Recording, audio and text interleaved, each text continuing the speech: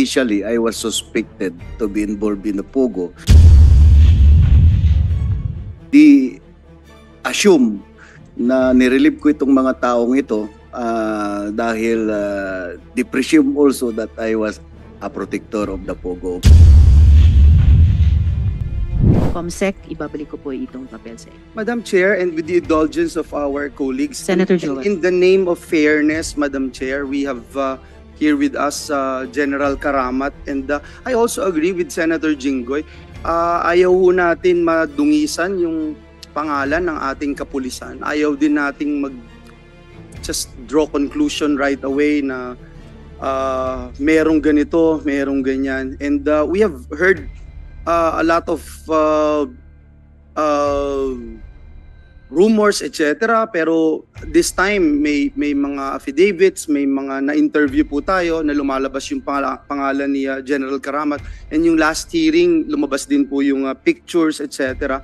So in the name of fairness, perhaps, Madam Chair, we can give a time and we let General Karamat also speak and defend himself, and at the same time, perhaps if he knows anything about all these rumors that even a former PNP chief is also part of this brouhaha, Your Honors, please. Senator Joel, may General Karamat, meron ba kayong gustong sabihin sa komiteng ito sa investigasyon namin?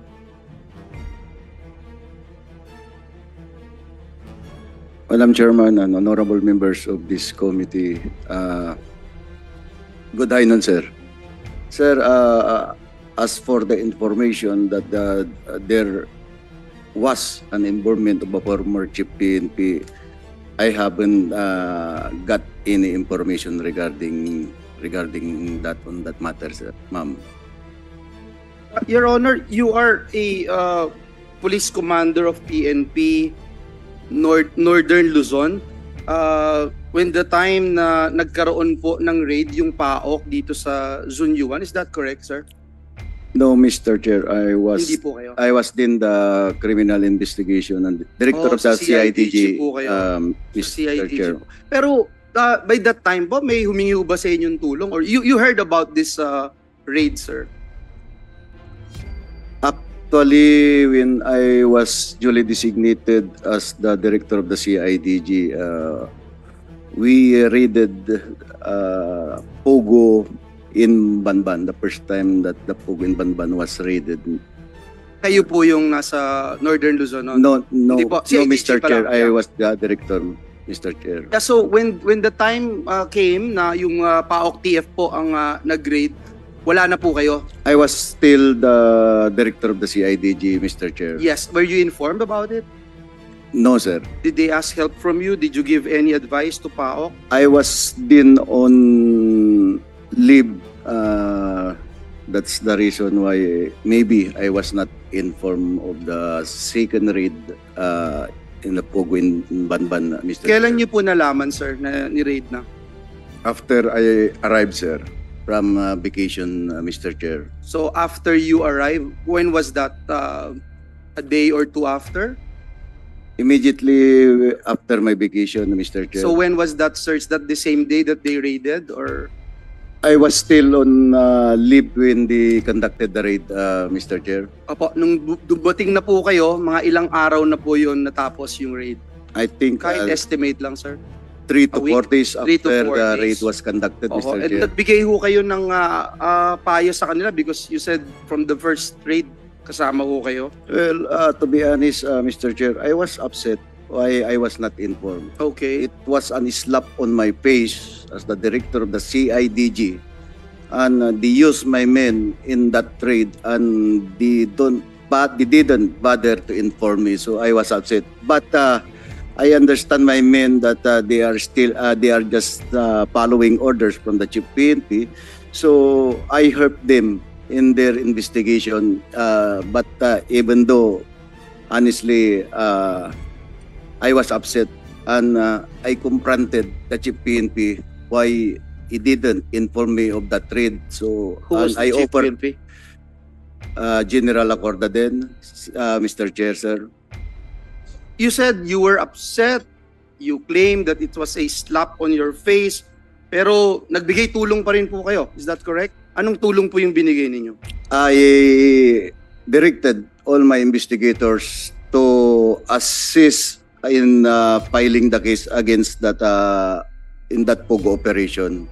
Sir, sabi nyo slap in your face because your men actually, yung mga tao po ninyo, yung kasamang nag-raid. Pero ang pagkakaalam ko po, Madam Chair, ang CIDG NCR po ang tumulong sa PAOK, hindi yung sa regional. Is that correct? CIDG NCR is still under my command, Yes, Mr. but Chair, not sir. from the central zone. Yes, Mr. Chair. Oh, and this happened under your nose, so hindi nyo po alam ito when it happened? I don't know the wisdom of the Chief PNP and the PAOK why they didn't inform me on during that operation. Maybe because I am on leave, Mr. Chair. Maybe you're on leave or maybe, Your Honor, Madam Chair, it is because meron pong pangamba sa inyo that you are part of this. Is that something that you thought about, sir? I talked to the then former Chief PNP that if he doesn't trust me, he could immediately relieve me from as director of the CIDG. I confronted the former Chief PNP, kung wala ka ng tiwala sa akin, alisin mo na ako. And when you confronted him, did he mention na kaya hindi ka in-inform is because you might be part of this? Hindi po niya sinabi yun. Ang sabi niya lang, nawala sa isip niya dahil nasa live ka naman. So, hindi ko na alam kung sabi niya, sir.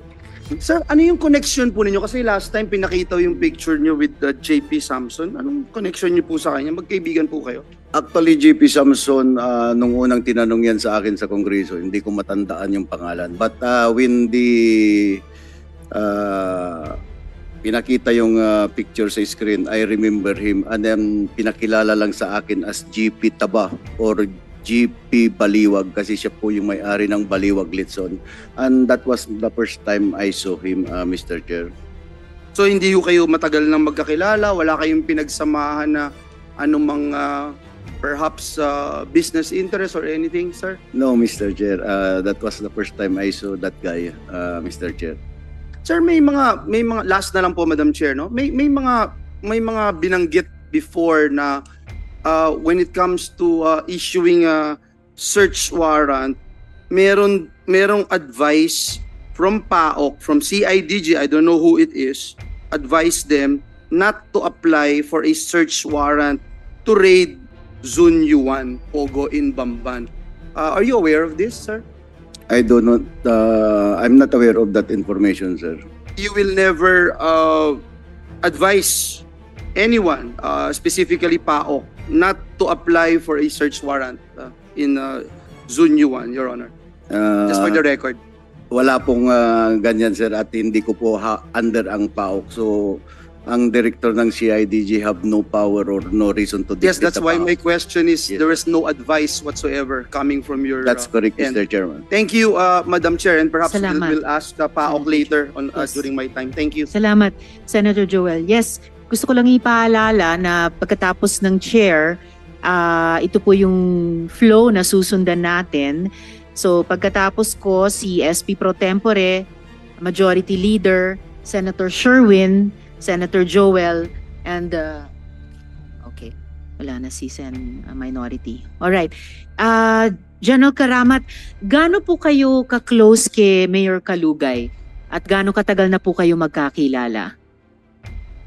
Mayor Dung Kalugay was a former policeman, and we Yes. were assigned in the same police provincial office in Lingayen, Pangasinan. And hindi pa yan, Mayor, kakilala ko na po, Mr. Chair. Ganong katagal na po?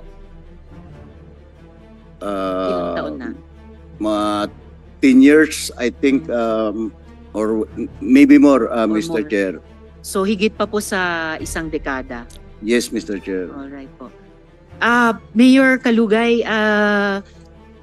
kayo naman po, anong link nyo kay General Karamat? Bilang superior ko po, ganun Ah, lang po dati. Superior nyo? Hindi naman po kami nagkasama po sa isang opisina pero Oho. assign po ako ng Provincial Police Office po. Okay. Yung sinabi din nila na PPO Lingayen, Pangasinan. Tama po, Madam Chair. Okay po. Magkakilala po ba sina General Karamat at si Go Huaping? Hindi ko po alam, Madam Chair. Or naging topic po ba ng pag-uusap nyo ni General Karamat si Go Huaping? Hindi rin po, Madam Chair. May chance ba na pinakilala nyo ba silang dalawa sa isa't isa? Wala pong ganong pinakilala ko po, Madam Chair. Walang ganon. Miss Kath, nakilala nyo po ba yung mga ibang associates ni Go Huaping, ni dating Mayor Alice Go? Saan po, Your Honor? Sa trabaho, nakilala nyo ba yung mga kasosyo niya sa negosyo? Ay, hindi po, Your Honor. Nakilala nyo ba si Huang Ziyang? Ay, hindi po, Your Honor. Si Zhang Ruijin, nakilala mo ba? Hindi po, Your Honor. Si Zhang Jie, nakilala mo ba sa Hindi po, trabaho? Your Honor. Si Cassie Leong, siguro naman, nakilala nyo. Yes po, Your Honor. Alright. Si Attorney Harry Roque, nakilala mo sa Hindi trabaho. po, Your Honor. Si General Karamat, nakilala mo ba sa trabaho? Hindi po, Your Honor. Yan. And, oo, si Duan Ren Wu, nakilala mo ba sa trabaho nyo? Miss Kath? Hindi po, Your Honor. Oh, nakilala nyo si Cassandra Leong, di ba? Your Honor, hindi ko po alam yun. No. Kanina sabi mo nakilala mo si Cassie Leong. Yes po, si Yes. Ma'am Cassie po. So, nakilala nyo rin si Duan Ren Wu? Kasi sabay silang pumupunta sa... Sa name po, Your Honor, hindi ko po alam. Sa pag pinakita po yung picture, kilala. Okay, mamaya may ipapakita kaming photo na magkasama po sila. Sige. At kasama mo si tama po ba na magkasama kayo ni Miss Sheila at ni Miss Cassie sa biyahe? Sa Taiwan po. Your Honor, hindi po namin kasama si Ma'am Cassie po sa Taiwan. Wala si Cassie sa Taiwan, Yes si po, Miss Your Cassie. Honor. Pero kasama nyo si Miss Sheila Yes po, sa Your biyahe Honor. sa Taiwan. Opo, Your Honor. And si Guo Huaping. Yes po. Alright. Yes, Just Senator interject Sherwin. Since we're already asking si Cathy. Si Mayor Kalugay, nakilala niyo? Opo, Your Honor. Doon sa, kasi natanong ni Senator Jinggoy na 2017, 2017, Opo. nag-start ka kay Ms. Go Huaping. Si Mayor Kalugay, nakilala mo since 2017? Siguro po, Your Honor, mga 2022 po. parang ganun. 2020? Yes Ano po, ang pagkakilala mo sa kanya? Nung in-invite po siya ni Ma'am sa sa parade po na, doon ko po siya nakita. In-invite siya sa parade. Yes po. At ilang beses mo siyang nakilala? Siguro po, Your Honor, kung hindi po ako nagkakamali, 5 to 6 po. Doon ko po siya na-meet. 5 to 6 po. Kanina mayroong mga tanong si Senator Jinggoy about yung kanilang romantic relationship. Meron ka bang ganun na nakita? Wala po, Your Honor. Wala ka na ganun nakita? Yes Wala po, kang Your na... Hindi naman masama magkaroon ng romantic relationship, ha? Walang batas na nagbabawal at nagba-violate kung meron kang romantic relationship, whether official, unofficial, MU, holding hands, walang violation yun. Kaya walang masama kung sabihin mo meron. Kaya ang tanong namin, meron ka bang nakitang in your opinion na mukhang romantic relationship sa kanilang dalawa? Okay, Ay, wala po, Your Honor. Siyempre, hindi nila papakita sa'yo. Salamat, Senator Madam Sherwin. Chair, can I just one last Yes, dun sa Senator kay Joel. Kat? Kasi binanggit mo yung relationship nyo na nakikita mo si Mayor Kalugay.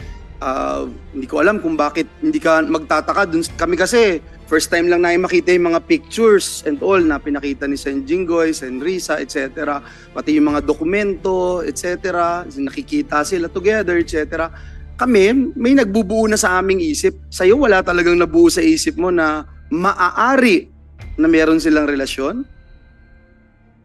Your Honor, wala po. Engagement sa negosyo, wala ka rin alam? Wala po, Your Honor. Ito na lang yung last question ko. Bakit may number ka ni Kat, ni Cheryl? Binigay po ni Ma'am Alice. Doon lang siya binigay, yung number ni Kat? Sorry po, Your Isang Honor. beses mo lang tinawagan si Kat. Ah, Never mo siyang nakausap before that call when you ask her for a lawyer that would notarize this public document? hindi po siya first time, Your So, Honor. maraming beses na. Madalang po. Madalang, mga ilang beses yung madalang. Siguro, kapag may ano lang po si Ma'am Alice. May instruction lang. Yes po. Pero So- madalang lang. So, ibig sabihin, Miss Kat, even before na tinawagan mo si Cheryl, magkakilala na kayo. Opo, kilala ko po siya. Nagtatawagan na kayo. Yes po, Your Honor, Thank pero you. madalang po. Sige po, thank you. Thank you, Madam Chair. Salamat, Senator Joel. Yes, SP Pro Tempore. Thank you, Madam Chair. Mayor Kalugay, may kilala ka bang Roderick Rancapolio? Alias Pong. Meron po, Your Honor. Ano siya? Empleyado sa munisipyo? Empleyado po ng munisipyo, Your Honor. Pero empleyado sa munisipyo pero inassign mas bodyguard ni Ma'am Alice? Hindi ko po inassign, Your Honor. Ano? Ba't lagi siya nasa kay Ma'am Alice? Alice, kilala mo? Hopping. Send dun sa name po, hindi ko po kilala po. Nasa ba yung picture na? Sandali lang Kunin ko lang yung picture. Ano yung picture? Hindi. Ito. Ito. Alice.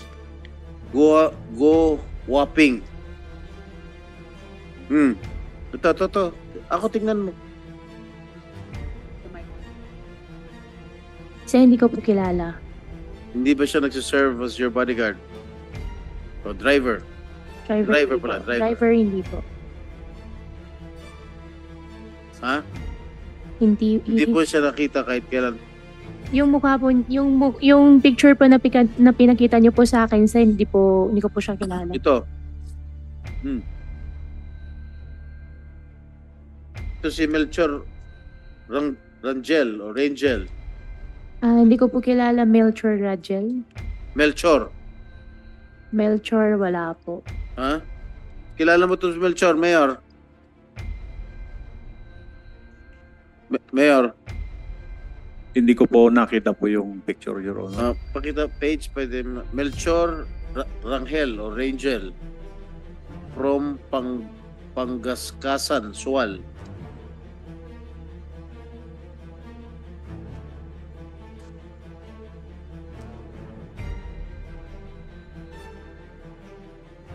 Empleyado mo ba? Empleyado po ito, Your Honor. Okay, saan siya naka-assign? Hindi po ako sigurado, Your Honor, kung anong department po siya naka-assign po, Your Honor. Alit-lit ng munisipyo mo, hindi mo alam yung mga empleyado mo kung saan naka-assign. Hindi ba inassign mo kay Alice Go yan? Ay, As, hindi po, Your Or Honor. personal driver or personal bodyguard? Wala po akong inassign, Your Honor. Wala kayo na-assign. Alright. Yung hinihingi kong zonal valuation ng lupa na binenta mo, magkano? Natawag mo na ba sa municipal assessor mo? Wala pa po kung matawagan, Your Honor. Isusumiti ko na po. O yan, may bumubulong sa'yo sa likod. Isusumiti ko na po pag itanong ko po kung ano po yung zonal value po, Your Honor. Nagtataka. Mayor, hiningi po namin sa inyo yun ngayong araw, during this hearing. Simpleng fact lang po yun na madaling maitanong nyo sa assessor nyo magkanong zonal value ng lupa dyan po sa Suwal. Pwedeng bigyan niyo po ako ng ilang minuto po at tatawag po ako, Your Honor. Yes, of course. Kanina pa po yun. Of course. Pwede na ba?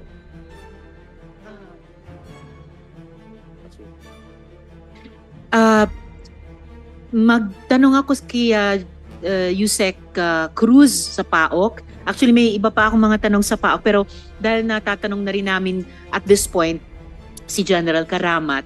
So, ang PAOK, you were looking into possible involvement of General Karamat in Bamban.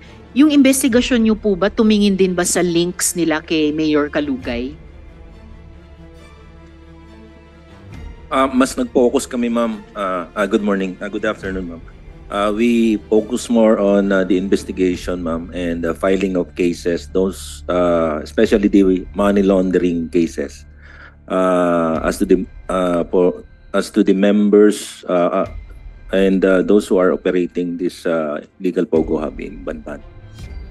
And sa investigasyong iyon, kahit dun sa focus nyo sa money laundering, pero bahagi siya sa maraming nakakabit sa Pogo, bukod dun sa tingin ninyo dun sa possible involvement ni General Karamat, tiningnan nyo rin po ba yung possible links ni Mayor Kalugay kaugnay ng kabuang Pogo and yung mga kakabit na krimen kasama ng money laundering? Kagaya ma'am ng sinabi ko kanina ma'am, nag-focus po kami. Although initially ma'am, may talagang nag-ingat kami as far as the application of the search warrant dahil may mga info nga kami ma'am na may mga involvement yung ibang kasamahan namin sa uniform service. But yung name ni General Karamat naman ma'am, lumalabas yan as him being the chief ng CIDG during that time, ma'am. But as to the involvement, ma'am, hindi po kami masyadong nag-focus pa nun during that time. I see. Salamat, Yusek Cruz. Gusto rin acknowledge ng chair ang presensya ni Senator De La Rosa. Salamat kaayo sa pagdalo. General, did you want to say something? General Karamat? Thank you, Mr. Chair. Actually, sir, Madam po. Madam Chair, I'm sorry, ma'am. Binigyan ko lang kayo ng chance kanina, kaya Yes, ma'am. pangalawang round na to na... Yes, ma'am. Sige po, go ahead, General. The reason why I was being called every time there was a hearing on this, because initially I was suspected to be involved in the Pogo dahil yung mga nag-raid ng Pogo, ng mga CIDG personnel, was relieved accordingly, and di assume na nirelieve ko itong mga taong ito dahil they presume also that I was a protector of the Pogo. But I explained it already in toto this matter the Congress, the reason why all those CIDG personnel who were involved in that trade, may rason talaga po na talagang may impending revamp, Madam Chair. Salamat, General. Pero timing talaga, no? Impending revamp, pero natuloy talaga kasunod ng successful raid na iyon ng PAOK sa tulong ng CIDG personnel noon.